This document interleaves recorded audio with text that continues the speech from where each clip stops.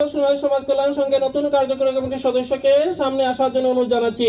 সেই সাথে অনুরোধ জানাচ্ছি সহ সাধারণ সম্পাদক জনাব শিব্বির আহমেদকে। জনাব শিব্বির আহমেদের পরে আসবেন সাংগঠনিক সম্পাদক একজনই, এবং উনি হচ্ছেন আমাদের গ্রামের আরেক সন্তান জনাব শামসুদ্দোহাকে সামনে আসার জন্য অনুরোধ জানাচ্ছি। সম্মানিত অতিথিবৃন্দ, এবার সামনে আসার জন্য অনুরোধ জানাচ্ছি অর্থ সম্পাদক জনাব শাস্তা মিয়াকে। ওনাকে সার্বিক সহযোগিতা করার জন্য বিপুল চন্দ্রনাথ অ্যাবসেন্স, আগামী কোনো মিটিং হয়তো আসবেন। তারপরে আসবেন সাহিত্য সংস্কৃতি সম্পাদক জনাব রেজাউল ইসলাম। বলা বাহুল্য ওনারা বিভিন্ন সময়ের আগেও বিভিন্ন কমিটিতে ছিলেন, আমরা জাস্ট একটু রদবদল করেছি শুধুমাত্র বৈচিত্র্য আনার জন্য। সম্মানিত অতিথিবৃন্দ, এবার সামনে আসার জন্য অনুরোধ জানাচ্ছি ক্রীড়া সম্পাদক জনাব ফয়সাল আহমেদকে, সহ ক্রীড়া সম্পাদক। এরপরে আসবেন আনোয়ার হোসেনের পরে আসবেন প্রচার সম্পাদক জনাব দুলাল আহমেদের পরে সহ প্রচার সম্পাদক জনাব মনসুর আহমেদকে সামনে আসার জন্য অনুরোধ জানাচ্ছি।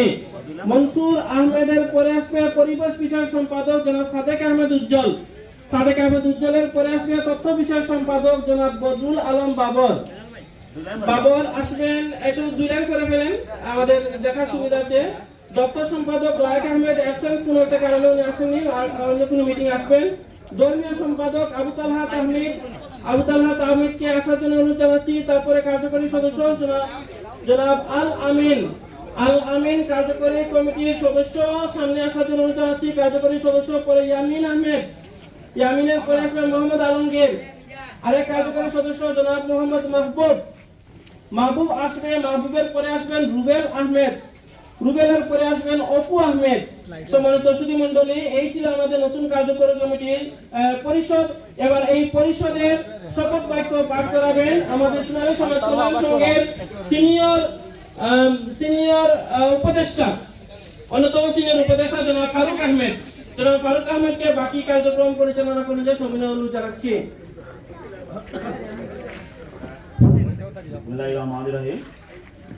আমি আপনাদের শপথ বাক্য পাঠ করার জন্য প্রস্তুত আছি। আপনারা শপথের জন্য প্রস্তুত থাকেন। আমি যেটা বলবো এরপরে আপনারা বলবেন। বিসমিল্লাহির রহমানির রহিম। আমি সোনালী সমাজ কল্যাণ সংঘ এর রেজিনামশীল 624/99 নবগঠিত কমিটির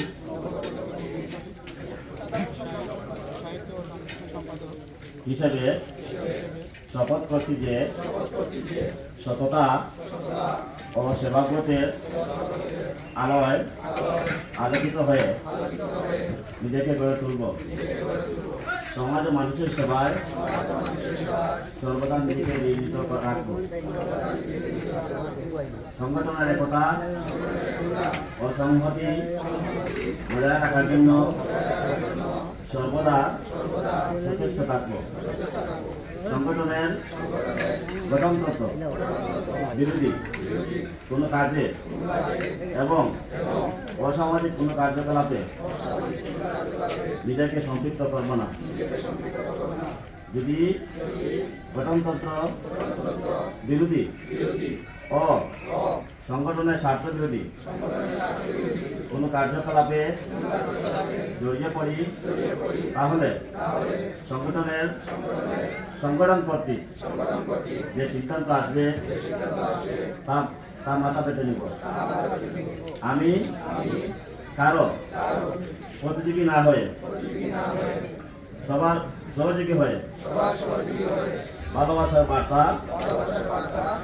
সর্বত্র পৌঁছে দিব ইনশাআল্লাহ। মহান সৃষ্টিকর্তা আমাদের সহায় হোক। আমিন। সবাইকে ধন্যবাদ।